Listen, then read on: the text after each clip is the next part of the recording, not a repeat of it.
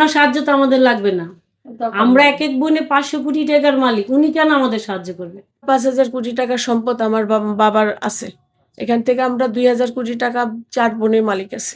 আমি মিডিয়ার মাধ্যমে বলতে চাচ্ছি, আমার ভাইয়ের আল্লাহ হেদায়েত দান করুক, আমার ভাইয়ের আল্লাহ সুবুদ্ধি দেখ। আমার যদি সম্পত্তির ভাগটা দিতই, এটাই মনে করেন আমার ছেলের ক্যান্সার হয়েছে, আমি কেন ফ্ল্যাট বিক্রি করবো? ডিপজল ভাইয়ের ছোট বোন হই আমি। তো আমার ভাই আমার সম্বন্ধে ফেসবুকে লিখছে যে আমি পর্দার আড়াল থেকে কেন বের হলাম, ওনার সাথে কেন আমি বসলাম না, তাহলে উনি সমাধান করতেন। 1 গুণ না 7 গুণ দিতেন। আমি যে পর্দা করি, আজকে যে এত লক্ষ লক্ষ মানুষ আমার মুখটা দেখলো, আমার কি কষ্ট লাগতেছে না? কেন আমার আজকে পর্দার আড়াল থেকে বাইর করলো? দেখো ওনার কারণেই তো আজকে আমি বাইর হইছি। তারপর উনি আবার খোঁটা দেয় যে বাইর হইলো কেন? তুমি তো আমার মূল্যায়ন দাও নাই। তুমি তো আমার হকটা দাও না। আমি দিলে তো ভাই আমি আজকে বাইরে হইতাম না। উনি অবশ্যই মিথ্যা কথা বলছে। উনি তো আমাদের নিয়া কোনো সমাধানে আসেন নাই। আমাদের পুরা ফ্যামিলি না, আমাদের পুরা গোষ্ঠীর মানুষ, যে আমাদের একটা বংশ, পুরা বংশটাই আমরা আমার ভাইয়ের একটা মূল্যায়ন দেই। যে ডিপজল তার আমরা একটা স্থানে রাখছি। সে তো স্থানটা ধইরা রাখতে পারে নাই। না দেয় নাই তো। দিলে তো মিথ্যা কথা বলবো কেন? তো সত্য দেয় নাই। দিলে তো আজকে আমরা কেস কামারে যাইতাম না। আমরা মহামান্য আদালতের দ্বারস্থ হইতাম না। সে বলছে আইনের মাধ্যমে আমাদের সাথে লড়াই করবে। সে যদি আমাদের দিতই, তাহলে উনার মুখ দিয়েই তো বাইরে হলো সে আইনের মাধ্যমে আমাদের সাথে লড়াই করবে। তাহলে তো উনি বলতোই যে ওদের সম্পত্তি আমি দিছি। উনি বলছে সাহায্য করছে। ওনার সাহায্য তো আমাদের লাগবে না। আমরা এক এক বোনে 500 কোটি টাকার মালিক, উনি কেন আমাদের সাহায্য করবে?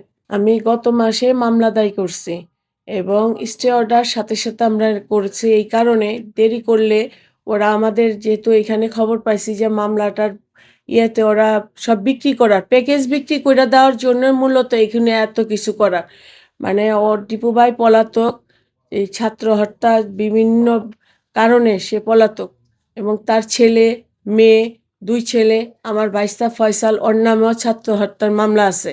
ওরা সবাই বাগুড়া। যদি বিক্রি করে চলে যায় তাহলে তারা মালিকানা করতে পারবো না।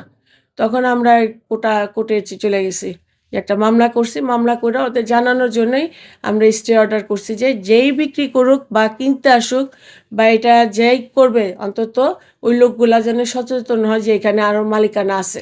এই জন্যই আমরা এটা করছি। পারিবারিকভাবে আমরা অনেকবার বসছি। উনি অনেকবারই অনেক সময় সমস্যায় ছিল। মানে উনি 3 মাস যদি সুস্থ জীবনে থাকে, অসুস্থ জীবনে থাকে 6 মাস 2 বছর, যার কারণে কখনো এককভাবে বসে আমাদের এটা মীমাংসা হয়নি। এটা তো আমাদের হিসাবের বাইরে ভাই।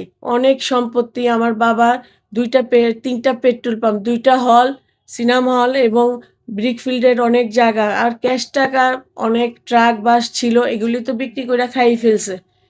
আমরা অংশ পাবো আমার ব্রিকফিল্ডের থেকে অনেক, মানে 40 বিঘা, 4 বনে 40 বিঘা মিনিমাম ব্রিকফিল্ডের থেকে আমরা হিস্সা পাবো। আত্মসাৎ করছে এবং বর্তমানে সে এখনো বাজার রেটে উনি যা ভাড়া দেওয়া আছে সব ওনার কাছেই যাচ্ছে। উনি কখনো বলতে পারবেন না যে একটা গদির ভাড়া কোনো বোনকে এই পর্যন্ত দিছে। একটা গদির বছরে 20 লাখও ভাড়া হয়, 10 লাখও ভাড়া হয়, কোটি টাকাও ভাড়া নেয়। আমার যদি সম্পত্তির ভাগটা দিতই, এটাই মনে করেন আমার ছেলের ক্যান্সার হয়েছে, আমি কেন ফ্ল্যাট বিক্রি করবো? দ্বিতীয় কথা হইলো আমার পায়ে এক সাইড অবশ হয়ে গেছে। আমার শুধু টাকার জন্য আমি অপারেশন করতে পারতেছি না। তাহলে আমার যদি দিয়ে দিত, তাহলে তো আমার রোডে বাজার গাড়ি থাকতো, আমার বাড়ি এদিকে রোডে বাড়ি থাকতো, আবার তো অযপাড়া গায়ে চলে থাকতে হতো না। ও তো কোনোদিন একটা ফোন দিয়ে একটা খবর নেয় না আমার ভাই। আমার এই ছোট ভাই, আমি অনেক অনেক স্নেহ করে অনেক বড় করে যত্ন করে আমি ওরে রাখছি। কিন্তু কোনোদিন আজ পর্যন্ত কোনোদিন আমার একটা ফোন দেয় না। আমার ছেলেটা যে ক্যান্সার হয়ে বিছনায় অবস্থা, এমনকি গ্রামবাসী আত্মীয়স্বজন কেউ বাকি ছিল না আমার ছেলেকে দেখার জন্য। মসজিদের হুজুররা পর্যন্ত মিলাদ দিয়েছে আমার ছেলের জন্য। কিন্তু ওর পুরা ফ্যামিলি কেউ আমাকে দেখতে যায়নি।